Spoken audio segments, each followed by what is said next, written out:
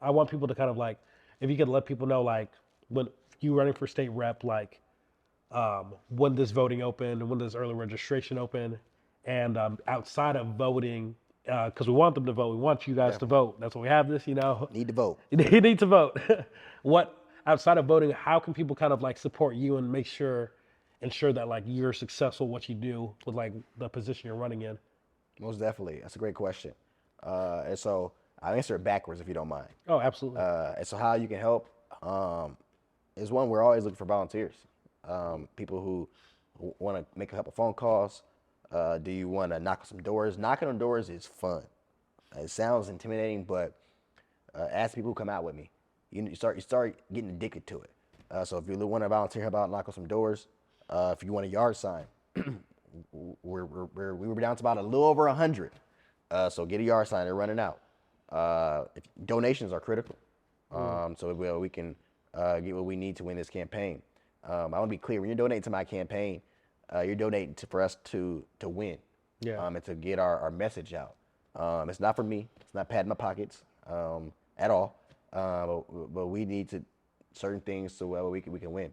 And so that's always critical.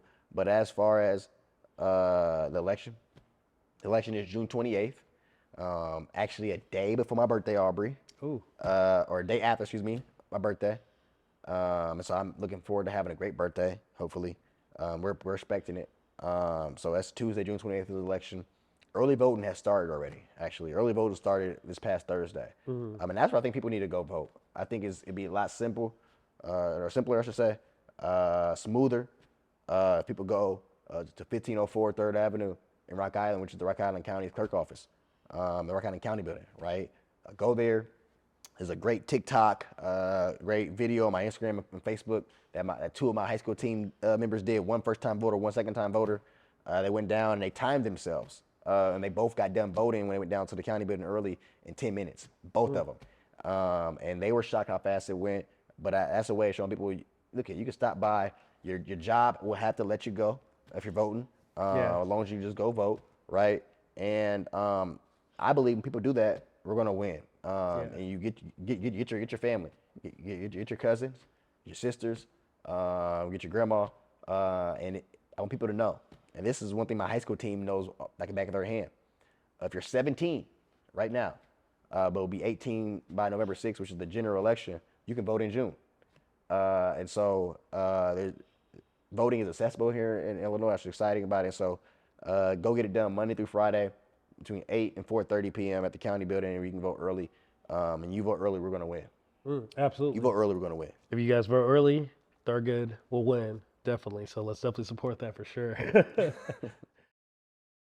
So one thing that I noticed too, we just got done doing a youth rally Yes. about a couple weeks ago now. Was it a couple weeks? Yeah. It doesn't seem like that long ago. Yeah, It time does, flies, man. But one thing that I noticed at this youth rally was because you had me come and do like some poetry reading and all that. Thank you, by the way. And oh yeah, absolutely. No, it was a pleasure for sure, an honor. One thing that I noticed was like with how it was ran, like it was pretty much like youth ran, like Yep. from beginning to end for the people who were coordinating with me about the event Yep. to how they were like running it themselves. Mind you, we had to help them. Wes helped to start the Yeah, barbecue. yeah, the barbecue was too much for him. It was too much for him. The hot dogs, Yeah, right? you're right. Can't win it all, but Yeah, you can't do everything, right? yeah, but for most, it was great to kind of just see like youth so engaged and like really taking the reins of this and leading it and all that. So, what's kind of like pouring into the youth like this and kind of like having them help in this manner? Like, what's kind of was that kind of intentional having like like kind of like youth being a part of this as opposed to like having like adults kind of being a part of this and all? Absolutely. Yeah. And Aubrey, that's one of my most proud things. I'm most proud of, I should say. Um, as you probably can tell by the smile on my face. Yeah. This is a real smile. And so um, it started with one. And actually, it started with two, really. It started with Amelia. She's actually a student from Rockridge. Oh wow. She reached out to my team, I think the day after I announced in January on our Wow. website. On our website. Wow. She didn't even hit us on social media. This is how special this young lady is. Yeah. On a website, and and she said a lot of things, how talented she was. She's a integral starter for the Great Matters Collective in her school, a couple other clubs. She's a National Merit Honor Scholar. She's an athlete. She works. She's an awesome human being, way more awesomer than I was in high school. And she said she was interested in political science, and she loved what we were doing, and she wanted to join it. She wanted to help in any way she could. That's all she said, and she said she understood if I didn't get back to her. But my team showed it to me, and I called her, Aubrey, and she was shocked that I called her, and I was shocked that she was shocked.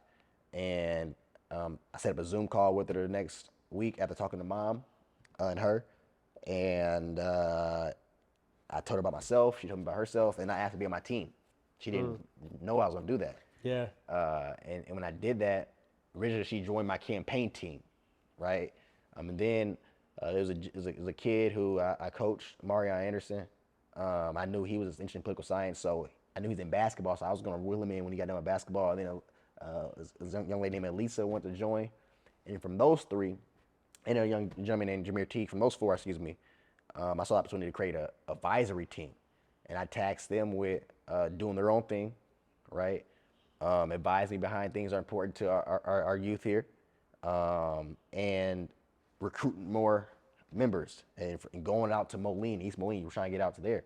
And so now, Aubrey, we have about 20, well, we have more than 25, almost 30 high schoolers from freshmen on up working in our campaign. And to your point, all I did was ask them was to do a high school rally, do a youth rally. And I thought it'd be a good idea. Yeah. And when they meet, I pop in, pop out, because I'm probably running somewhere else. Yeah. And I told them, I said, I want you to do it. I trust you to do Yeah. it. If you need me for anything, let me know. Okay, we want to get Aubrey. I knew you. I said, okay, here's Aubrey's contact. Contact him. We wanted to go to the park. Okay, this is how you work with the parks board. This is what you got to do. This is what you got to call. Yeah. Yes, fill this out. All right, we need a DJ. Okay, I'll let you figure it out. If you need help, let me know.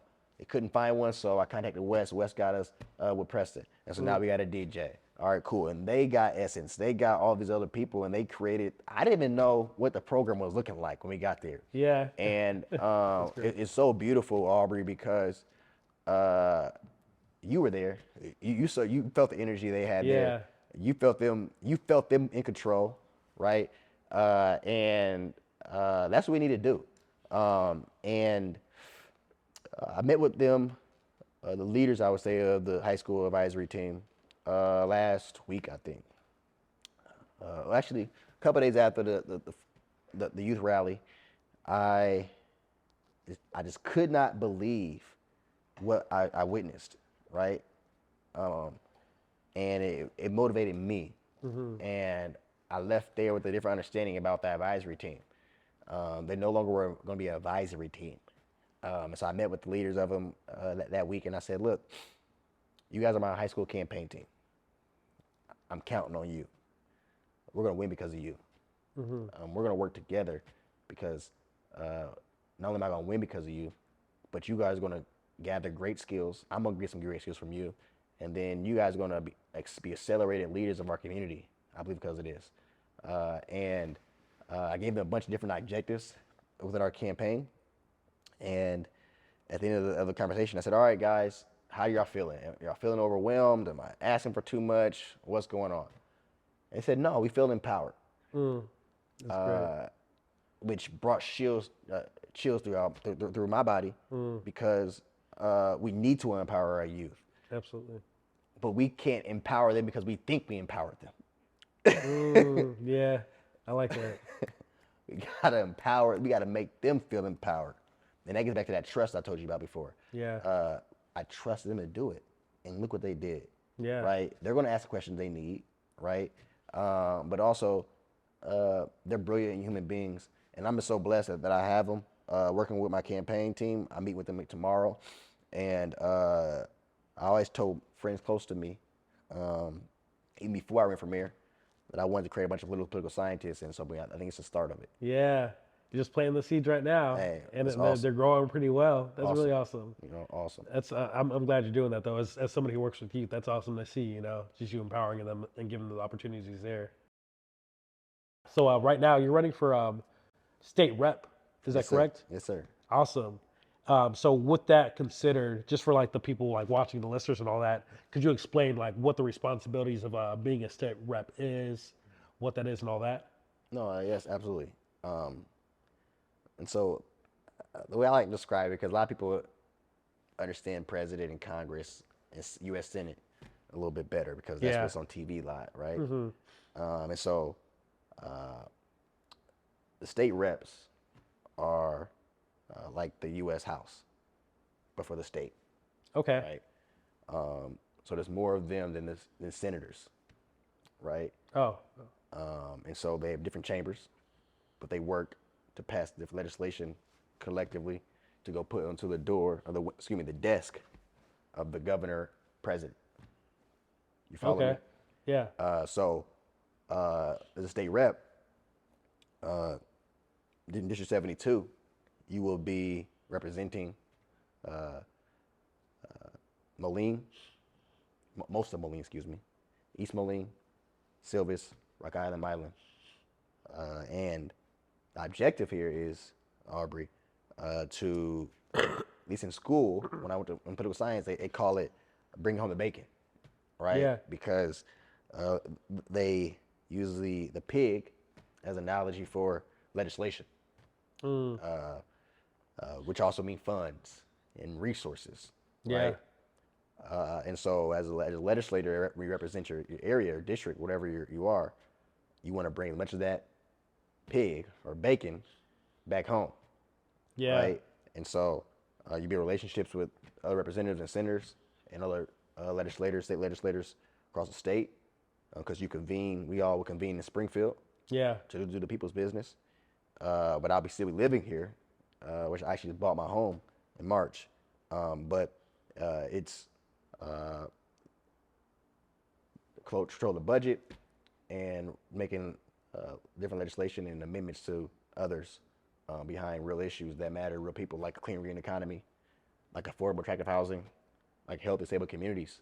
And that's what I'm excited about, Aubrey, is our mission, our vision. I'm sure I'm probably going off to the question you're probably gonna ask me later, but I'm so excited about it because what I want to bring to Springfield, what we want to bring to Springfield, because when we win, it's not gonna be me going to Springfield, although I'll be doing it physically. Yeah. So what we're gonna bring to Springfield is a true idea of collaboration, and we want to move forward with why can't we be the first state of Illinois or first state to offer a single payer healthcare option for our residents. Yeah. We have I believe the political willpower to do so. We have to make it happen, and that should include mental health, right? Services. Absolutely. And then while we're doing that, why can't we get some more funding for services we need here for mental health in our area? Because we all know the great work that Robert Young and Traditions do, and others that around the area, but we need to amp it up a little bit. It's a need. Why can't we create programs that put people to work, even our returning citizens, right? Put them to work while also creating structures that could help influence affordable and attractive housing. Yeah. Iowa's doing it. South Dakota's doing it. Why can't we do it? And when we do that, not only will returning citizens be getting a job, returning citizens being people who come in from prison or jail, people of color can work, women can go to work, and everyone in our district can go to work. And we have ample opportunities here between our trades and unions, and also our self-employed people who can do that work. And so it's a collective thing, but that's what the state rep does, and that's what I look forward to doing. A state rep, a little bit of, I should say, a little bit. Yeah. Just a little, that's just a little bit. You said that sounds like a lot. That's a little bit, man. That's awesome. So, would that consider like with the state rep, with kind of like responsibilities that you have and kind of the opportunities you have to kind of like bring resources back home, would you say that like state rep versus like a mayor, does a state rep kind of like have more of a foothold to kind of like bring kind of resources home or kind of like advocate for the community better than kind of a position of a mayor? It's definitely different. Yeah. I would be careful saying better personally. I get Yeah. you getting that though. Yeah. because I so much believe in local and state elections, right? Yeah. Yep. And so it's definitely different in the sense that the funding, you're using state taxes and things of that sort, implementing or reducing, regulating things of that sort, right? Yeah. And so the mayor is more confined to a city, and actually our mayor here uh, doesn't have a vote and things of that sort, so it's not really a strong mayor here, right? But as state rep, it'd definitely be more of an influence as far as working with the greater area. So you're be working with more people, have connections to hopefully bridge the gaps and work and build our region here a little better collectively, while also advocating downstate for why we should be championed just as much as other areas here.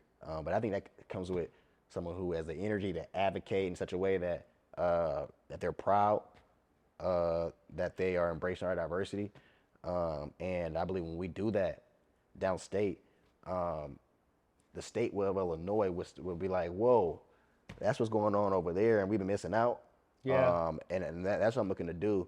And I think that's going to bring people home, Aubrey, or Yeah. keep people home as well. Yeah. That leave Even more. because they don't feel like they have anything here. And then when that happens, our taxes go down because our taxes are rising for mostly a reason, but one reason being when you lose people, the tax structure doesn't change. You and I Yeah. got to make up for it, Yeah. right? And so those are things that we're looking to do. So that's awesome, man. So you said with one of your jobs, you're a family advocate, is what you kind of called it, you know. Yes. So I'm like, what are the responsibilities of like your work in that kind of like space? Yes, so I'm a family advocate for the Family Advocacy Center at the Martin Luther King Center and for the city of Rock Island. And we work with DCFS in the area. We work with like Bethany and Lutheran and some other homes like that. We also take community referrals. So people can come to the King Center about certain things if they're referred. A lot of time they do to seek services. Our services range from parenting. We do some family counseling. We have a counselor in our Wow. program. Also, excuse me. We also do mentorship with work probations as well. We also help people find employment, housing, and tap into other resources that are in the community that are in need based off of who we're working with, right? And so it's great work. We work with families throughout the whole county of Rock Island. So I travel a lot. I might be in Yeah. Moline, I might be in Coe Valley, I might be in Silvis, I might be in Milan throughout the day. But I love what I do because before that I was a banker, and I don't get the satisfaction at night that I do working with people behind real things, and you impact their lives Yeah. in different ways. And so I've been doing that for the past almost 4.5 years now.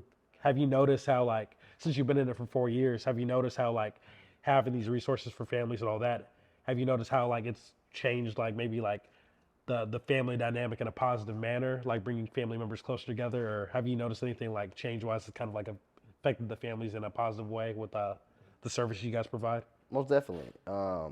And you know it by almost like coaching, you know. Yeah. So when I coach my athletes, how they come in day one, they win the last play of the season. The beautiful thing about it is you're seeing the growth, Yeah. right? And you do see that with people that we work with.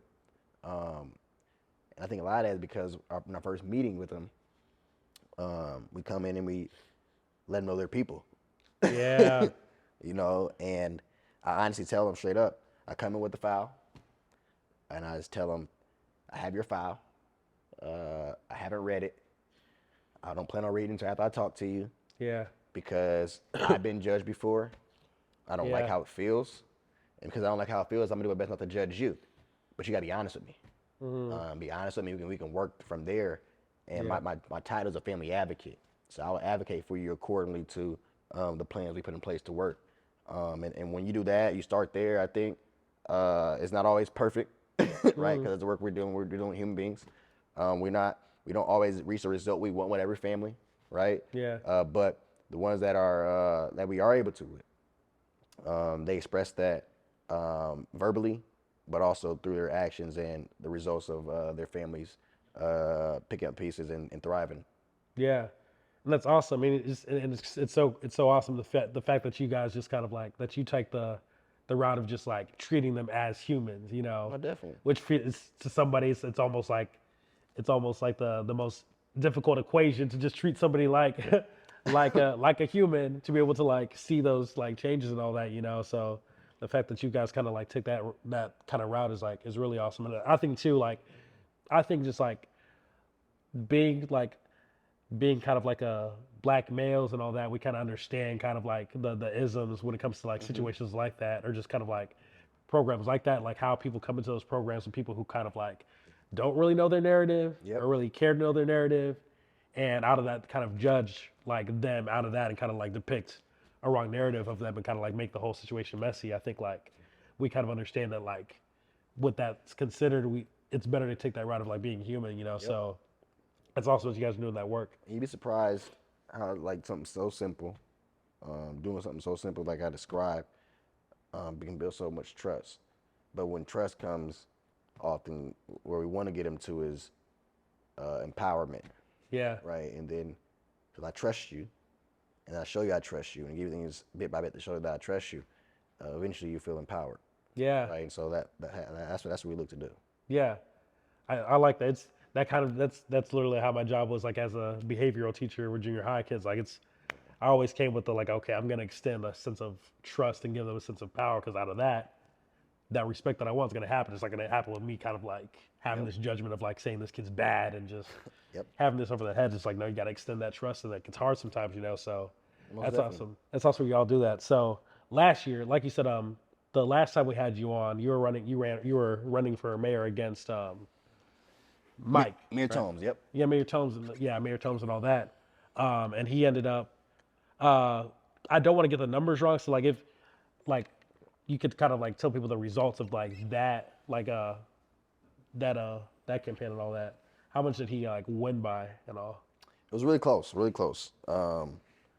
We ended up losing by 221 votes. It was really tight. Yeah, So it was a close one. yeah, really close. What do you think like when you kind of reflect back on that moment, just for like, because I'm sure like with that experience like that, with that being kind of your first experience running in that, like there was a lot of growth and learning that kind of came out of that, even though like it's in a way like we would have wanted in a perfect world we would have wanted you to kind of like win that and take that, even like even in the quote unquote loss there was a lot of learning and growth that kind of came out of it. So like with that considered, what are some of the things you kind of learned from not winning that mayoral position and all that? Learned a lot, Yeah, Aubrey, as you might imagine. yeah, And one thing that was, I think, was confirmed was that we're more like we are different. Everybody. yeah, When you're knocking on doors and talking to people, um, you have real conversations, you really listen. yeah, Most time you come to a commonality, right? yeah, Common ground. And so that was exciting to confirm. And yeah, actually, that's why we came so close. yeah, Because I think people from the outside who maybe didn't know me or things of that sort, just look at typical politics, would have seen the 27, I think I was 27 at the time, 27-year-old with locks in his hair, you know, black kid running against the incumbent mayor, yeah, who's well known in the community and established. You know, people would think why and other things, and it's a long shot and yeah, all that good stuff. But we were able to get a great team behind us. I had 21 people, real people, a very diverse team. And that's where we learned a lot. We grew together as a team. that's awesome. We did some great things. And so, what I also learned is that there's a lot to be learned, Yeah, or taught, however you want to put it, as far as the importance of our local elections. Um, and that crosses our country, right? But I yeah, think especially here. yeah, absolutely. And that's was one thing. So you said you had a team of about 21 people, like with that. So I'm curious, just being somebody who's like super, like being a coach and all that, and somebody who's involved in sports as long as you did it, you were. How did the things that you learned from like the leadership and kind of like sports and being a coach, like how much of that was kind of applied to like what you did in that kind of realm with these 21 people that you worked with? Because that's a lot of people to definitely like work with, you know? Yes. Uh, I'm glad I have a coaching experience. Yeah. I'll put it like that. Yeah. Because it definitely helped out a lot because you're doing a lot of personalities and you're dealing with a lot of people who care, right? Who are motivated, smart, skilled. And so a lot of what I did, and we were, our team was not politically experienced at all, but we were very talented, Yeah. very talented. And so we had to find out each other's talents. And that's what I had to do at first. I had to see, you're good at this, you're good at this, okay. And then once I seen what they're good at, we put them in the best spot politically behind a campaign Yeah. where you fit. So you're good in media. Okay, you're gonna be my media team for my campaign. And then my research team, people who love to do great research and do great research, they're gonna do my research team. They're gonna look up all the things we need to know about our campaign and what we want to do and how it's going to happen and all that. And then they can feed that to you through our media. And then we have an event team. And you see where that all kind of flows. And so, like I said, we were diverse as far as sex, age, religion. We had an atheist and a pastor on there. We had LGBTQ represented, young and old. And so it was awesome. Yeah. And so proud of my team. So proud of my team and the work we did. We got it, like so we got real close. And I just think that I'll tell you this as far as what I learned too. Yeah. Okay, if I may, and it's that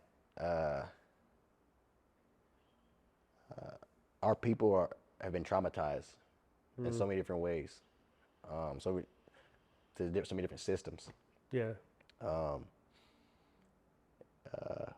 There's a time people would die to vote. Literally, it happened. People literally died so that you and I can go vote, simply because of the color of our skin. It took them a long time to get that right, right? Yeah. And due to a collective of things, since that legislation was passed in the mid '60s, we've turned off our voice voting, and we turn it on when we want to, but mainly we turned it off. And I was talking to a gentleman. I'm sorry, Aubrey. I was talking to a gentleman about 2 weeks ago, 2 or 3 weeks ago. He came and we were talking behind an issue he was having at the city level. And he's a black gentleman in our community. Has been around for a while. And he was asking for my help on how to address this issue, because it's an issue, I would say. And as I'm working it through with him, helping him navigate the channels where he has to work through, I was like, hey, I'm not saying this to be selfish or to call you out or anything of the sort, but did you vote in the mayoral election? And he said no. And I said, okay. I said, and here you are. You know, and I'm going to help you. I'm going to follow through with you, because that's what I do. Because Yeah. it's not about me being in a position. Yeah. Right? But I said, here you are. Singularly, in a singular fashion, coming to address an issue to me, we need to help you behind it, right? And this singular issue is one that I would have a lot more direct influence over had I been the mayor. And once you and I work through this singular issue that you're having, because others are having similar ones, Yeah. you are going to, I told him, you are going to help a whole lot of people and prevent them from having the same issue you're having once we solve this. Right? And I said, in so many ways, that's what my mayoral bid was to do, right? But our problem, because of our traumas, Yeah. a good friend of mine said it's understandable but unacceptable. Unacceptable. Because of our traumas, and we turn certain things off, we can only focus when it's a singular issue affecting us. Yeah. And then we want to go to the source who can work with that problem, but that source, we already have a direct influence on who that may be. Yeah. But we don't engage with that until an issue arises. Yeah. And if we were to think more collectively while having these singular issues and think, okay, we have to address the sources, understanding that we won't be able to get the true help we need unless we use that voice that we fought for so long. And so in my mayoral bid, coming so close and realizing that in the first ward, for example, where actually I live, predominantly black, we had just over, like, I think just under 400 votes, I think, come out of about 5,000 eligible voters. In other neighboring wards, we had 1,200, 1,300. And although the collective city was low, Yeah. in our neighborhoods, our turnout was like 12, 13% versus other neighborhoods 30, right? And so I get to my main point where I said, when you asked that original question, Aubrey, is that I learned that we're a lot more than we are different. Yeah. And so for me to come so close versus an incumbent, people we met, white, black, from African descent, Hispanic descent, you name it. Yeah. People in our neighborhood, in our community. It showed that we're closer than we are, Yeah. and we've got to engage more in our community behind real issues before it's an issue.